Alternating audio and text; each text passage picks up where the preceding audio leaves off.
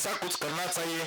ज्यादा कुछ नहीं करे तो अपने घरों में ध्वजारोपण करें और नूतन वस्त्र धारण करें, अपने अपने इष्ट देवता का पूजन करें और शंखनाद करें। जैसा गुरुदेव ने कहा, जो भी वाद्यनाद वगैरह कर सकते हैं, ये जो भी उपलब्ध है, कम से कम अपने अपने मंदिरों में, अपने निकटस्थ मोहल्लों के मंदिरों में जाकर उस दिन कुछ दीप दान करें, कुछ विशेष उत्सव करें।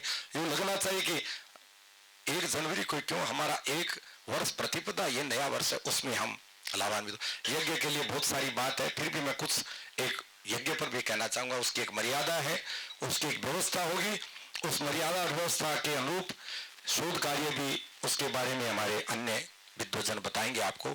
लेकिन हम प्रयास यही करेंगे कि उसमें भारतीय संस्कृति से, जैविक कृषि से, ऑर्गेनिक कृषि से जो वहाँ यज्ञ सामग्री है, गौघृत है, हविष्यान्न है और साकल्य है, कुछ अच्छे धूम्र सामग्री है, औषधियां हैं, दिव्य औषधियां हैं, सर्वौषधियां हैं, शतौषधियां हैं, महौषधियां हैं, उनके द्वारा सम्मिश्रित साकल्य से हमारे स्थानीय जो विप्र देवता हैं, जो भूदेव हैं, उनके सहयोग से हम उस कार्य को संपादित करने का प्रयास करेंगे। कार्य बहुत बड़ा है, उसकी एक कलश यात्रा भी होगी, उसका एक पूजन का कार्यक्रम भी रहेगा।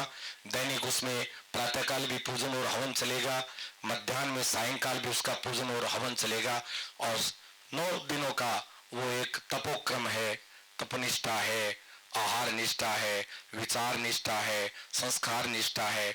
उन निष्ठाओं के माध्यम से आदरणीय ऋषिवर के आशीर्वाद से, आपके सानिध्य में, हमारे स्थानीय भूदेवों की अनुकंपा से, अहेतु की कृपा से, आप लोग सब जो भारतीय संस्कृति के प्रति निष्ठावान समर्पित जो लोग आज यहाँ पधारे हैं, आप सबकी सदिच्छा से, शुभकामनाओं से इस कार्यक्रम का, हमारे जो विभिन्न समितियों के जो अग्रसर हैं, अग्रणी कार्यकर्ता है, आप लोगों की व्यवस्था में वो कार्यक्रम। मैं एक बात फिर एक कहना चाहूंगा, थोड़ा सा एक श्लोक और कहूंगा। हालांकि वो रामचरितमानस का श्लोक है और उसकी व्याख्या जो गोस्वामी जी ने की है वो तो अपने हिसाब से की है, लेकिन मैं इसका एक अलग और थोड़ बता रहा हूं। वर्णानाम अर्थ संज्ञानाम, वर्णानाम अर्थ संज्ञानाम, उसमें तो वो बात कही गई वाक्य शब्दों के लिए, लेकिन यहाँ तो मैं कहता हूँ अर्थ संघ की व्यवस्था के बिना, अर्थ संघ में ये हमारे वैश्य समुदाय का लूंगा। वर्णानाम अर्थ संज्ञानाम, रसानाम छंद सामपी, वहां भोजन की फलाहार की व्यवस्था होगी। रसानाम छंद सामपी, वहां टेंट लगेंगे, यज्ञशाला बनेगी, आच्छादन है। रसानाम छंद सामपी मंगलानाम च करता रहो, और मंगल के करने वाले कौन है? संत और विप्र। संत यहाँ बैठे और विप्र वहां बैठे। मंगलानाम च करता रहो, वंदे वाणी, तब गणेश जी और सरस्वती विराजमान होती है। इतनी सारी व्यवस्थाएं हो तो मैं समझता हूँ यहाँ अर्थ संघ के लोग भी बैठे हैं, संत संघ के लोग भी बैठे हैं, विप्र संघ के लोग भी बैठे हैं और नारद संघ के लोग भी प्रचार कर्मी बैठे हैं।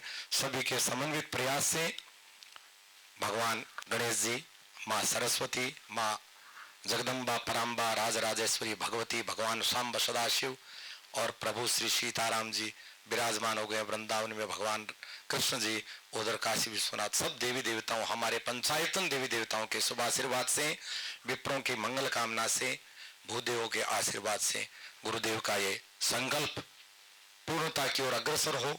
इन्हीं शुभकामनाओं के साथ सर्वे भवन्तु सुखिनः, सर्वे सन्तु निरामया, सर्वे भद्राणि पश्यन्तु, माँ कश्चित् दुःख भाग भवेत्। हरिओम तत्सत, हरिओम तत्सत, हरिओम तत्सत। बहुत बहुत धन्यवाद, बहुत बहुत आभार आपका। आपने हम सबको नववर्ष के विषय में बताया और आप ही प्रमुख यज्ञाचार्य थे श्री रामलला प्राण प्रतिष्ठा कार्यक्रम अयोध्या में। इसके बाद आपने इसके लिए हमारा अनुग्रह स्वीकार किया, हमारा अनुरोध स्वीकार किया, उसके लिए आपका बहुत बहुत धन्यवाद। अभी हम ऋषिवर से और आचार्य जी से वैदिक परंपराओं और वैदिक उसके बारे में सुन रहे थे और किस तरह से आप लोगों ने इसका एक उनसे सुना। अब मैं डॉक्टर राजेश राज जी, जो कि मैंने पहले आपको बताया था कि एक साइंटिस्ट हैं, उन्होंने कई बार कई विषयों पे अपने अनुसंधान किए हैं और वो इस समय कई इंटरनेशनल ऑर्गेनाइजेशन से अटैच्ड हैं। वो निदेशक हैं एटेक ग्रुप दक्षिण कोरिया से, और वो अपने बारे में भी थोड़ा संक्षेप से कुछ बताएं और फिर इस पूरे कार्यक्रम में वो किस किस तरीके के अनुसंधान एक्सपेरिमेंट्स करेंगे, किस तरह से उस रिसर्च को प्रेजेंट करेंगे, उसके बारे में भी कुछ संक्षेप में हमें बताएं।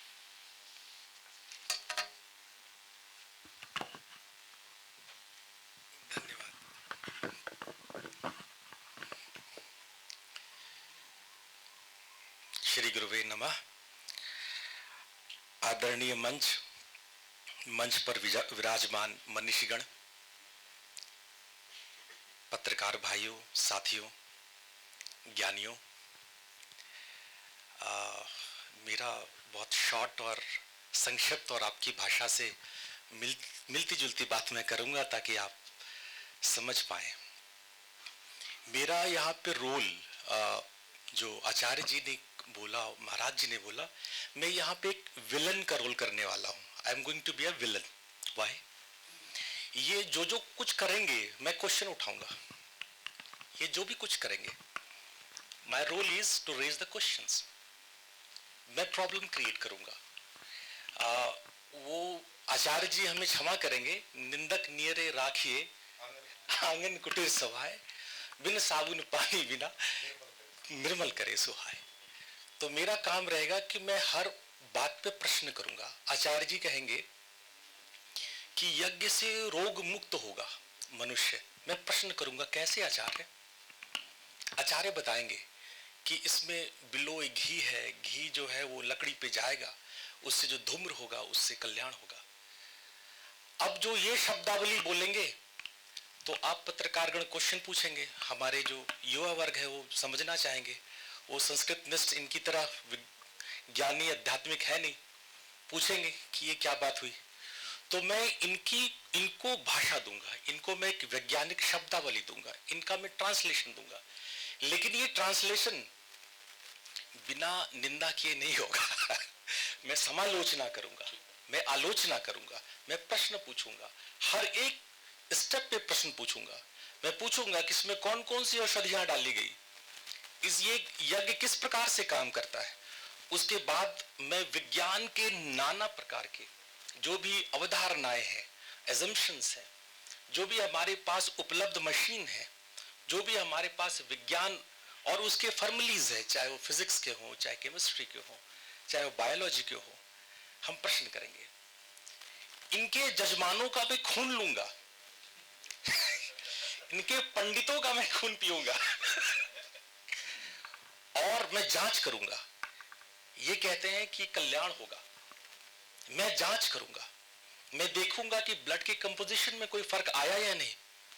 मैं जांच करूंगा कि क्या मानसिक स्तर पे कोई वास्तव में परिवर्तन। मैं साइकोलॉजिकल एक लंबा सा क्वेश्चनर लेके आऊंगा इनके पास। एक एक पंडित को आधे आधे घंटे तक मैं परेशान करूंगा, प्रश्न पूछूंगा। पहले भी, यज्ञ के पहले भी और यज्ञ के बाद में भी, दोनों टाइम में खून पीऊंगा। तो मेरा रोल जो है यहाँ बड़ी जोंक की तरह है। इसलिए मैंने अपने आप को बोला यहाँ पे मैं विलन हूं। और मैं खूब जांच परख करूंगा कि ठीक ठीक लकड़ियां आई या नहीं, ये ठीक ठीक तरह से काम हो रहा है या नहीं हो रहा है। और जहां मुझे ऐसा लगेगा, मैं आचार्य जी के श्री चरणों में मस्तक रख के प्रश्न पूरी विनम्रता के साथ। देखो, एक वैज्ञानिक को दो रोल करना पड़ता है। वो समालोचना भी करता है और स्केप्टिक भी होता है। वो अपने विचार भी रखता है, विज्ञान से उसको परिभाषित भी करता है और प्रश्न भी करता है। तो ये दोनों ही धर्म वैज्ञानिक का है। तो मैं जांचूंगा।